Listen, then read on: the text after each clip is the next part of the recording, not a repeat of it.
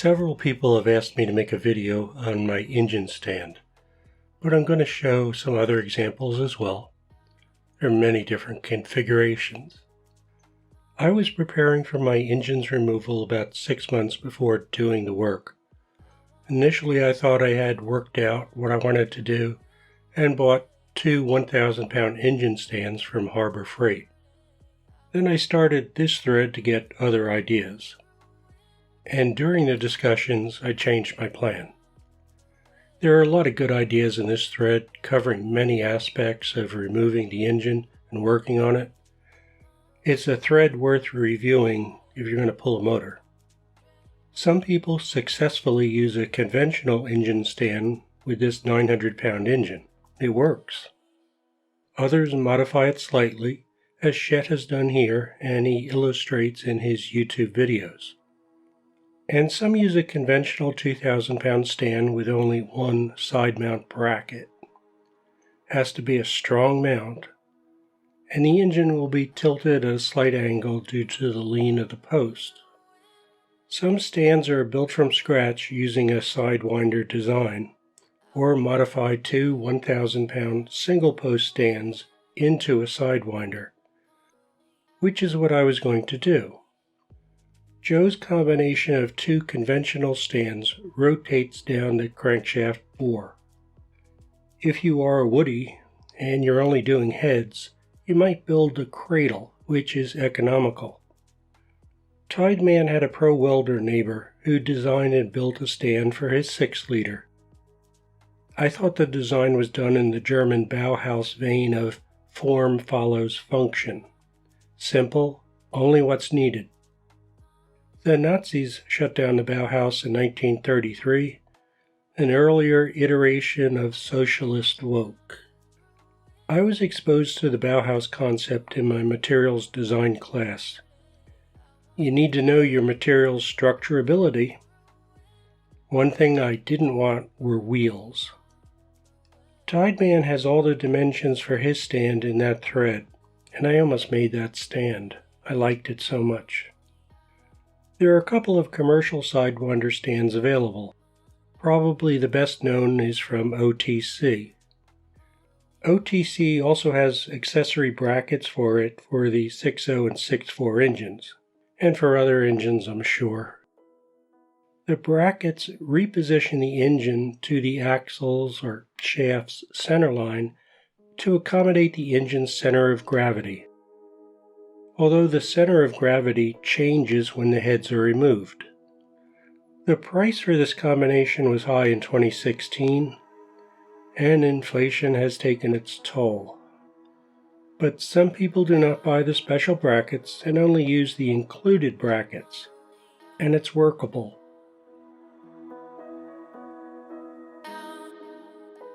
Hartwig in Germany has a YouTube channel that every 6.0-liter owner should view. Damn good mechanic and designer. He has a different stand, which is also a sidewinder. Well made, no wheels.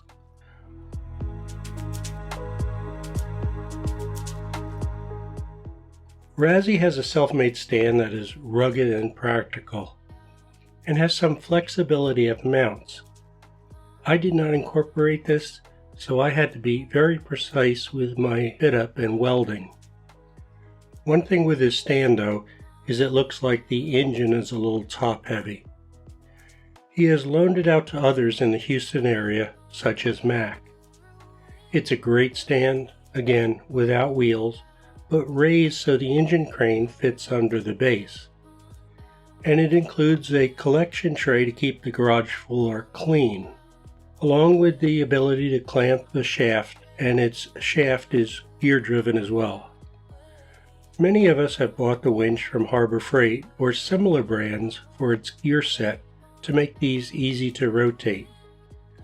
One of the significant issues I have with the wheel stands is the lack of stability, which requires two people or inventive means to hold the engine in place when applying high torque.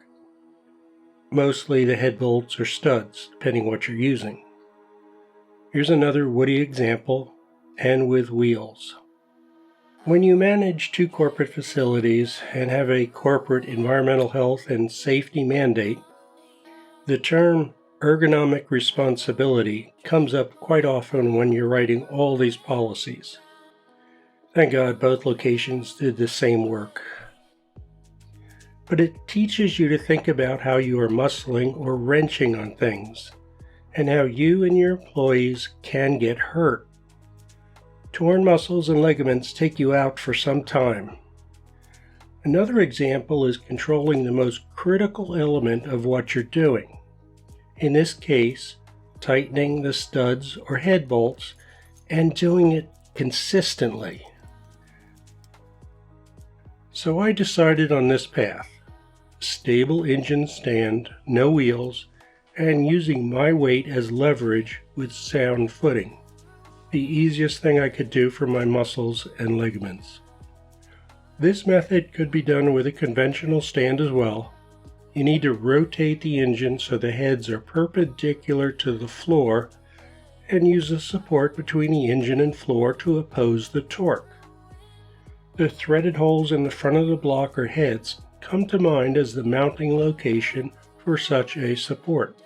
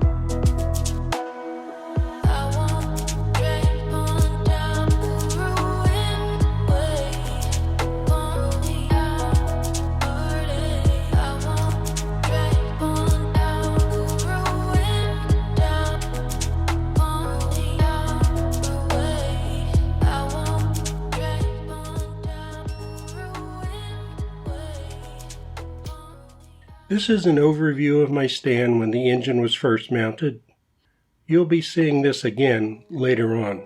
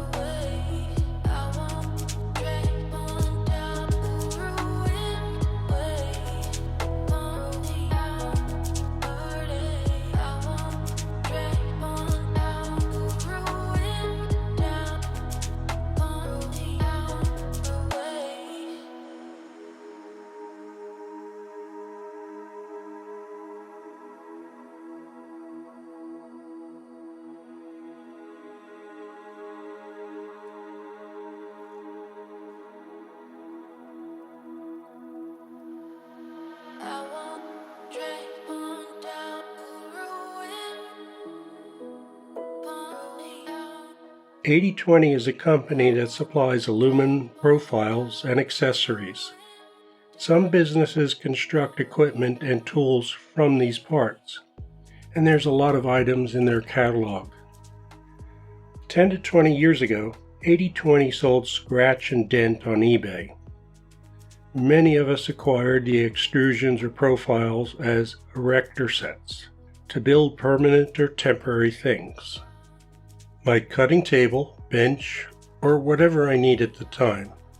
And when I'm done, I break it down and use it for something else.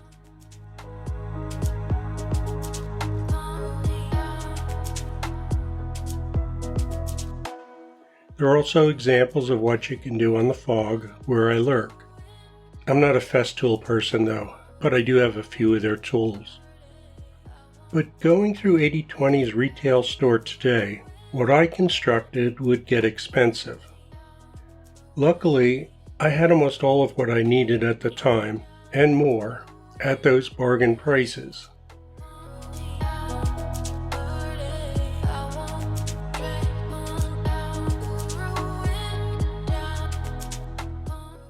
You can still find materials on eBay, so the pricing can be reduced by 50–60% from retail. Then you might be able to justify building one like mine to yourself, the wife, in comparison to the OTC stand. If you can weld sheet metal, 2 1,000-pound conventional stands can be made into a Sidewinder. Or either of the 2 conventional stands from Harbor Freight are also good. You just need to flip the engine end for end when working on the front or back cover areas. The 1,500-pound stand comes with a rotating gear setup. And as shown before, the 2,000-pound stand can be modified to have a winch gear setup if you're more comfortable with a heavier made stand. And if you have good access to steel and welding, both of these designs are great. I'm going to show how I made the axles or shafts and the side mount brackets if you think of making something similar. The hang-up for me was I was focused on the pillow blocks from 80/20 that I bought inexpensively, which also meant I was locked onto the shaft size and the tight tolerances. I thought it was cheaper to buy these flanges than to make them from flat plates. It's a toss-up. Because of the pillow blocks, the ID was larger than the shaft, and there were none that matched my shaft's diameter. So I used coat hanger wire to space it out evenly.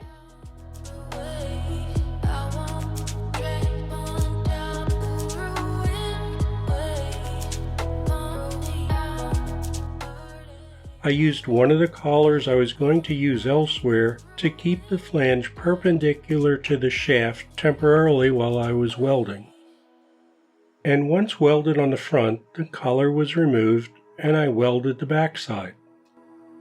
I could have left the collar in place and welded it to both the flange and shaft as well. I didn't think that was necessary. The weld was ground down, the flange checked for runout, and I did a little more grinding to get a lower runout. This was done on both mounting flanges.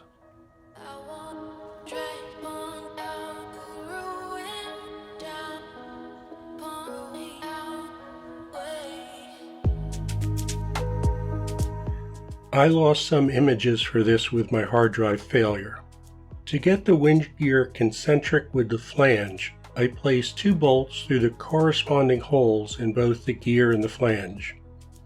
As you can see, they had a different hole pattern, 4 and 6. These fit into the widest side of the bolt to the widest side of the matching hole. Then I used 2 drill bits of the same size to get the concentricity at 90 degrees from this. I marked the center of the 4 holes used for mounting and drilled them. 2 set screw collars were welded on each side of the flange for the gear set. I set up the flange on the shaft in the same manner as the other flanges, spacing with hanger wire. With collars at the front and back, I first welded the back collar only to the flange. I then removed the front collar, dropped out the hanger wire needle bearings, returned the collar to the shaft, and welded it to the flange, again not to the shaft. So the welded collars and flange were free to move on the shaft, for now.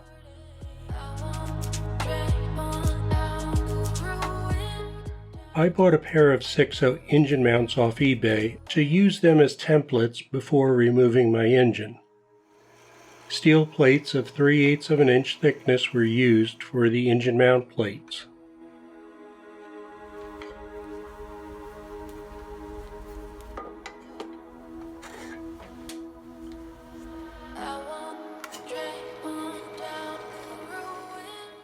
There are different bolting patterns for each side of the engine.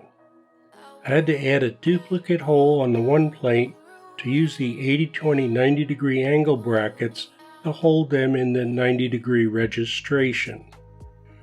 The holes were 3/8 of an inch, but the brackets used 5/16 bolts, so the holes had to be bushed.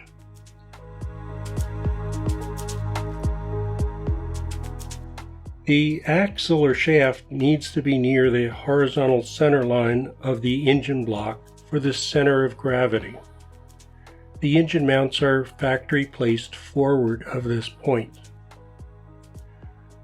For the engine stand flange mounts, 1/2 inch flat plates were used. Then I just started mocking up to find what design I wanted. Because I was using the tight tolerance pillow blocks, and I had it in my head to mimic the OTC stand brackets, the welding had to be precise. Looking back, Razzy's design with the bolt as a hinge would have eliminated all the precision work coming up.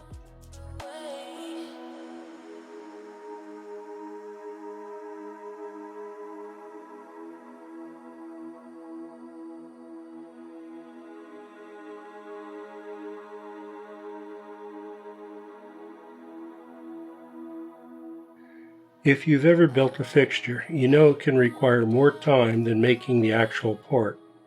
And it's kind of nuts to do something like this for only one stand, but I'm nuts. Fixture building requires everything to be parallel and square. In this case, easy to break down into parts so I could transport it back to the farm where I would be welding. This fixture could have been built up from wood, making it less expensive, but I had all of these aluminum profiles laying around. As with my engine lifting brackets, I could have my steel supplier laser cut these to be welded up and provide the square tubing. I could also change the design to incorporate the hinge provision like Razzy's stand. I'd only do one of the designs, I'm not going to do two. If there's enough interest in the comments, I'll design it and I'll ask for a quote from my supplier.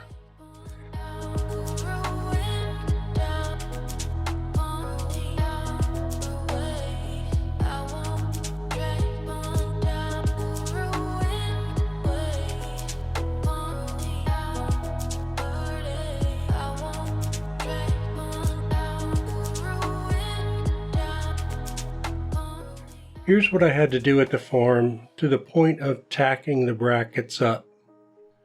Once I was finished tacking, I took it off the fixture and I welded it up.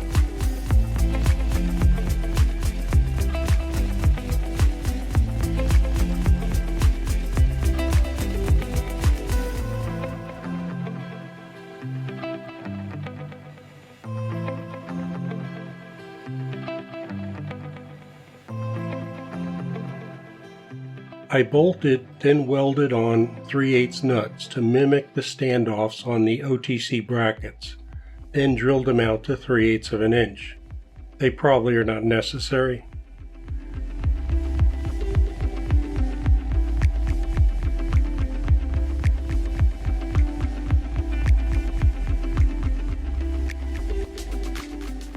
To assemble these aluminum profiles, 80/20 supplies brackets, bolts, and threaded nuts. You can set them in place for a sliding connection, or you can fit them in with the parts in place.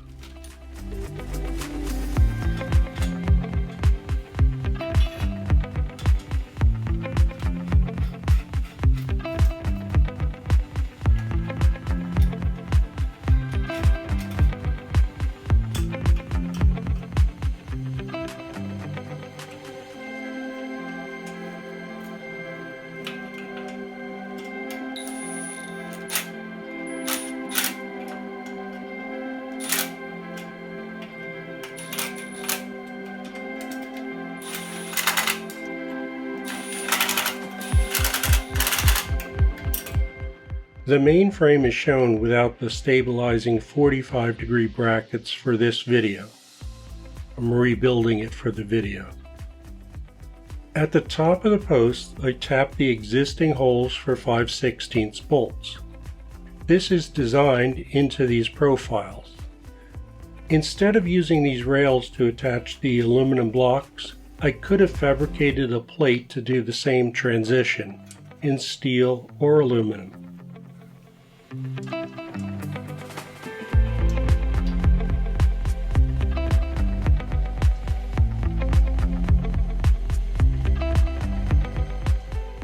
Once I knew where I wanted the gear-mounted flange to be, I marked the shaft through the set screw locations for drilling a hole through the shaft wall. This way, I could place a long set screw that went through the shaft's wall rather than clamping it, so it had a stronger pinned connection. It only went through one wall. Before mounting the gear set flange, another split collar was added to minimize side-to-side movement with the shaft. The worm gear bracket was mounted to the post with 80/20 nuts, washers, and bolts. I made a new shaft for it using a long 1/2 inch bolt, cutting off the partial threads, and also drilled it for the worm gear locking pin. The worm gear bracket deflected with only the 2 bolts, so I then used 2 90-degree 80/20 brackets with 4 bolts mounted to the post to firm it up. I could have mounted the worm gear bracket to the 80/20 angles initially. The opposite side of the stand without the gear set used 2 split collars to keep the shaft locked to the post, stabilizing the post. These were moved and fastened after the engine was bolted on. And now that you know all the little details, I'll repeat this segment so you can better understand the functionality of all of this.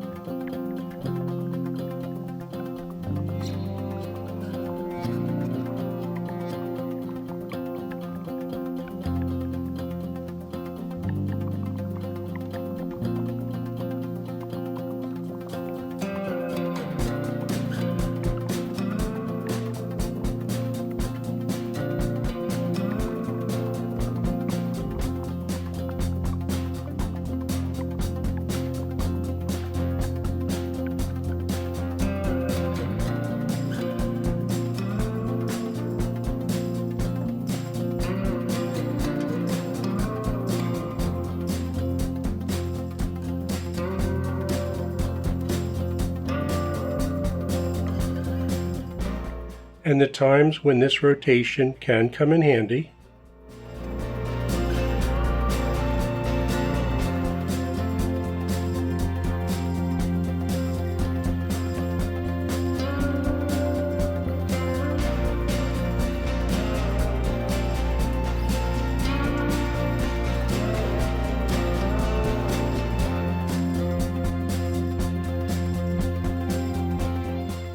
Here I'm cleaning the reservoir.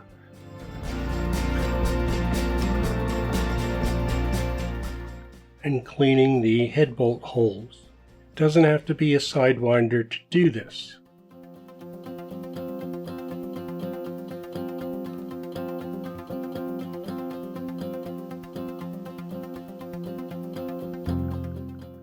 Depending on your situation or ability, you could also make a twin post stand out of wood.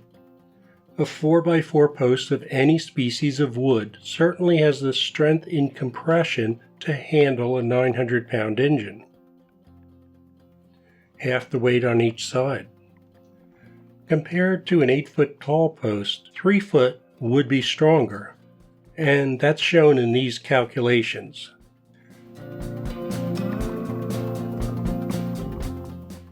A 2x4 would have enough compressive strength. An interesting fact if you're unaware, not a carpenter, engineer, or a woodie, sistering 2x4s with nails doubles the 2x4's compressive strength, but it's only half the compressive strength of a 4x4. The staggered nails only bridge the buckling trend. It's not like a cohesive 4x4. But gluing it up would improve the sistered 2x4s more than just nails. But I really like 4x4s in this application. Again, any of this is strong enough for the compressive load of the engine. But you need bracing with a wood structure due to the 90-degree attachment, posts to rails. A design of plywood stiffeners would offer more strength than using 2x4s as 45-degree bracing, so that's what I'm showing here. I tend to worry some people would split the 2x4 bracing at the nail or screw points, losing integrity. Steel plates at the top of the posts, which are bolted together through the posts, can be the bearing points for the stand's axles. I'm almost 2 years behind producing my videos, so I'll add some bonus footage for those wondering about my engine build progress. If you haven't already guessed from some of my other videos. I have a lot more videos to produce from this build. It takes me a long time because I never leave things alone and I go into details. And I had a hard drive failure, so I've lost a lot of content.